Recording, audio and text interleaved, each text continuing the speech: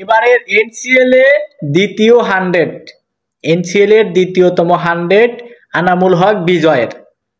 এই বিজয় প্লেয়ারটা বিগত অনেক দিন ধরেই টেস্টে বলেন, এরপরে ওডিআইতে বলেন, টি20তে বলেন, সব জায়গাতেই রান করে যাচ্ছেন। প্রত্যেকটা জায়গাতেই তিনি ঘরোয়াতে রান করে যাচ্ছেন, কিন্তু তাকে পর্যাপ্ত পরিমাণ সুযোগও দিচ্ছেন না। লিটু কাকু আর যে হান্নান কাকু আর রাজ্জাক কাকু, তোমাদেরকে চোখে কি এই প্লেয়ারটারে পড়ে না? চোখটা কি তোমাদেরকে নিচ নিচ দিয়ে ঘোরে না উপর উপর দিয়ে ঘোরে? নাকি বিজয় বেচারা একটু খাটো, চোখে চোখে পড়ে না, উপর দিয়ে তোমাদের চোখ ঘোরে নাকি?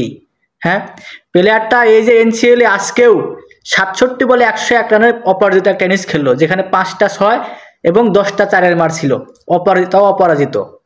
কিন্তু এই প্লেয়ারটাকে আমাদের চোখেই পড়ে না, ভালো করে তাকে সুযোগই দেয় না আমরা। তাকে ভালো করে আমরা যে সুযোগটা দিব, পর্যাপ্ত পরিমাণ সুযোগটা দেবো, সেই সুযোগটা আমরা দিই না।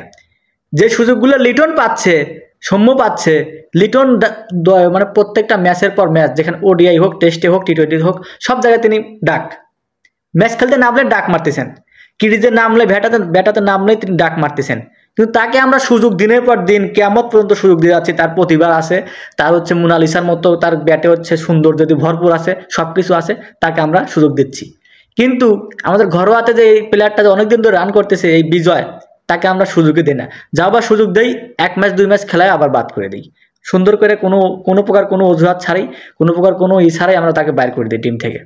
কিন্তু কিয়ামত পর্যন্ত যে আমাদের লিটু দাদা ডাক মারি যে টিকে যাচ্ছেন, সৌম্য সরকার কোনো এক অবিশ্বাস্য কারণে তিনি যে টিমের ভিতরে বারবার ফিরে আসেন, কিন্তু আমাদের এই সব প্লেয়াররা ফিরে আসেন না। আমাদের এইসব ভালো ভালো প্লেয়ারগুলো পর্যাপ্ত সুযোগ পায় না, সুযোগের অভাবে তারা মনে করেন যে ভালো করে তার যে প্রতিভা যে আছে সেটা দেখাতেই পারলো না। কিন্তু যাদের মনে করেন কোনো যোগ্যতাই নেই টিমের ভিতরে খেলার, যাদের মনে করেন কোনো প্রকার কোনো যোগ্যতা তো দূরে থাক, কোনো প্রকার কোনো তাদের কোনো নাই, তাদের যে খেলার যে একটা থাকা লাগবে, বাংলাদেশ ক্রিকেটে খেলার একটা যোগ্যতা থাকা লাগবে, সেটা তাদের নাই, কিন্তু তারা খেলে যাচ্ছে দিনের পর দিন। তারা মনে করেন যে রান নাই, কোনো কিছু নাই, কোনো প্রকার কোনো পারফরমেন্স নাই, কিছুই নাই, খালি গলাবাজি করে টিমের ভিতরে টিকে আসা, টিমে খেলে যাচ্ছে। আর আমরা ভালো প্লেয়ারগুলোকে সুযোগ দিচ্ছি না, কোনো কিছু দিচ্ছি না, তারা বুড়া হয়ে যাচ্ছে দিনকে দিন, ঘরোয়া ক্রিকেট খেলে খেলে বুড়া হয়ে যাচ্ছে, তারপর ঘরোয়া ক্রিকেট থেকেই তারা রিটায়ারমেন্ট নিচ্ছে। তাদেরকে আমরা আর সুযোগ দিচ্ছি না।